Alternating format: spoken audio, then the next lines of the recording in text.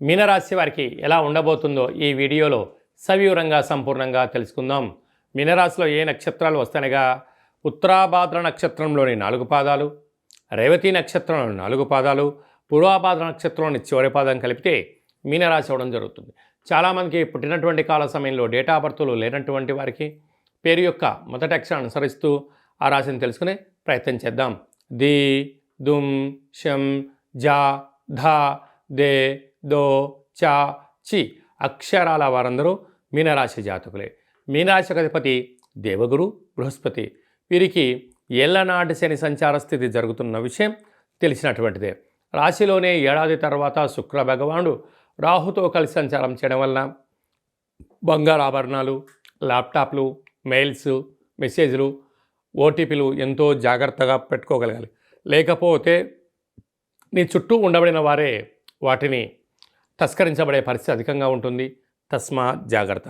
3వ స్థానంలో గురు సంచార స్థితి ఉండడం వలన తల్లిదండ్రులతో, గురువులతో, అన్నదమ్ములతో, అక్కాచెల్లెలతో ప్రశాంతమైన వాతావరణాన్ని ఏర్పరచుకోగలిగితే అన్యోన్యత, ఆనందము మీ సొంతం కాబోతుంది. అర్ధాష్టమ కుజుడు కారణం వలన మీ జన్మ నక్షత్రం రోజున అష్టమి, అమావాస్య తిథులు ఎందున వాయు జల ప్రయాణాలు పెట్టుకోవద్దు.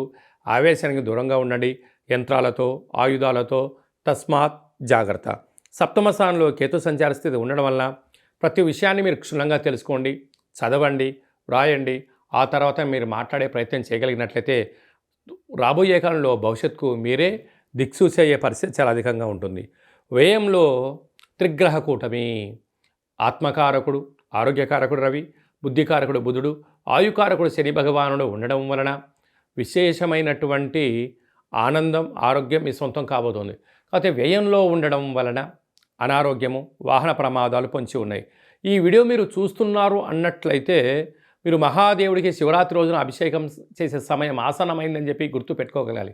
మహాదేవుడికి నవధాన్యాలతో అభిషేకం ఎప్పుడైతే చేస్తారో గ్రహదోషం తొలగి, గ్రహయోగం కలిగి మీరు ఏదైతే అనుకుంటున్నారో అన్నింటా విజయం మీనరాశి వారి సొంతం కాబోతుంది.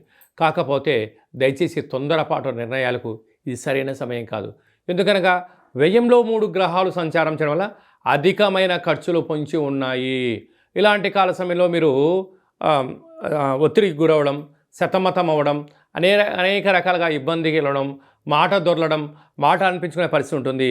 ఇలాంటి కాల సమయంలోనే మౌనం, ధ్యానం, ఏకాగ్రత, పట్టుదల, దీక్ష, ఆపై భగవంతుడు ఆశీస్సుల వలన మీనరాశి వారు విజయం స్వాగతం పలకబోతారు. ఎందుకనగా ఈ శివరాత్రి వెళ్ళిపోయిన తర్వాత రాశిలోకే శని భగవాన్ రాబోతున్నాడు. ఇంకొంచెం రాబోయే కాలం కూడా ఇబ్బందికరంగా ఉంటుంది.